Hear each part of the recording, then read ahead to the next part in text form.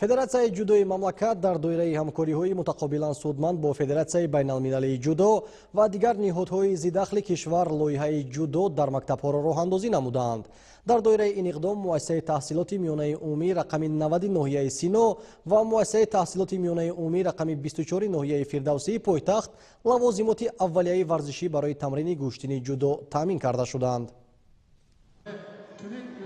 дар паёми президенти ҷумҳурии Тоҷикистон пешвои миллат муҳтарам Эмомалӣ Раҳмон ба Маҷлиси олии соҳаи варзиш низ мавриди баррасӣ қарор гирифта дурнамо барои соли 2020 муайян карда шуд. Федератсияи дзюдои Тоҷикистон паёми навбатӣ пешвои муаззами миллатро сармашқи фаъолияти худ қарор дода, аллакай ба татбиқи яке аз дастурҳои ба худ хосро дар самти оммавигардонии варзиш, татбиқи тарзи ҳаёти солим ва тандурустии аҳли ҷомеа, алал хусус насли наврас, тариқи фароҳам овардани шароити созгор қадами аввалро гузошт. дар чорчӯбаи қарордоди ба имзорасонидаи ҳамкории Федератсияи байналмилалии зудо, Федератсияи зудои мамлакат, Кумитаи миллии олимпӣ ва Вазорати маориф ва илми ҷумҳурии Тоҷикистон барномаи ҷадиди зудо дар мактабҳоро дар 10 шаҳру ноҳияҳои кишвар татбиқ хоҳад кард.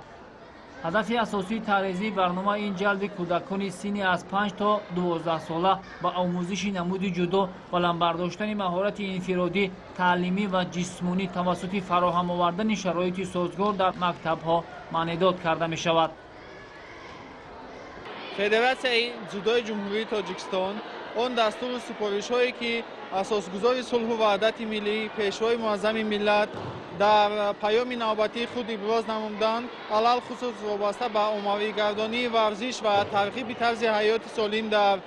шаҳру ноҳияҳои кишвар онро сармашқи кори худ намуда, имрӯзҳо барои амалишавии лоиҳаи дзюдо дар мактаб саҳмгузор шуд. тибқи ин барнома мо тасмим гирифтаем ки дар 10 шаҳру ноҳияҳои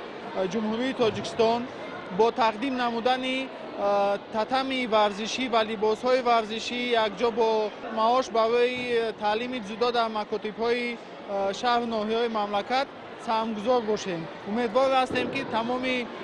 ин ноҳияҳо аз барномаи мазкур баҳравар мегарданд ва дар оянда низ тасмим гирифтаем ки ин шумораро баъд аз муваффақ шудани ин лоиҳа боз ҳам зиёд намоем.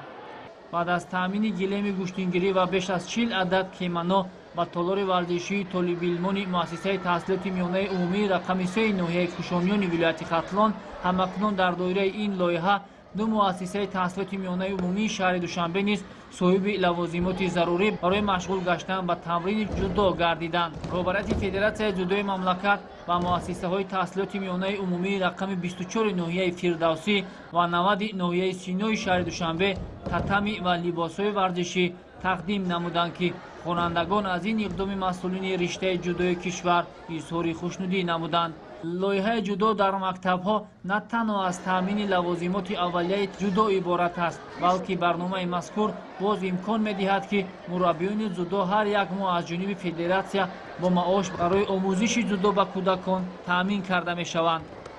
дар муассисаҳои таҳсилоти миёнаи шаҳри Душанбе чунин як ташаббусҳои хеле хуб рӯи кор омаданд ва ин ҳам бошад пеш аз ҳама яке аз намудҳое ки метавонад наврасону ҷавонон бештар ба ин намуди варзиш машғул шаванд ва тавонанд ки тарзи ҳаёти солимро интихоб намоянд ва тавассути беҳтарин тамринҳои худ, тавассути беҳтарин машқҳои худ тавонанд дар мусобиқаҳои сатҳи байналмилалӣ ҳам иштирок намоянд ва дар парафшони парчами азизамон дар арсаи байналмилалӣ саҳми бориз гузоранд. ин охири кор набуда зудо дар мактабҳо дар давоми сол боз меҳмони даҳҳо таълимгоҳҳои дигар гашта хотири садҳо кӯдакону наврасони варзишдӯстро болидаву шод хоҳад кард. барномаи мазкур барои рушди дурнамои ҷудои мамлакат пешбинӣ гардида дар тӯли фаъолияти федератсияи мазкур чунин лоиҳаи бузург таъризӣ нагашта буд. роҳбарияти федератсияи ҷудо бо ин иқдом ҳадаф доранд то ҳарчи бештар кӯдакону наврасонро ба ин риштаи варзиши олимпӣ ҷалб сохта аз миёни онҳо дар оянда паҳлавонони сатҳи ҷаҳониро тарбия намуда ба майдонҳои сатҳи ҷаҳонӣ барорад.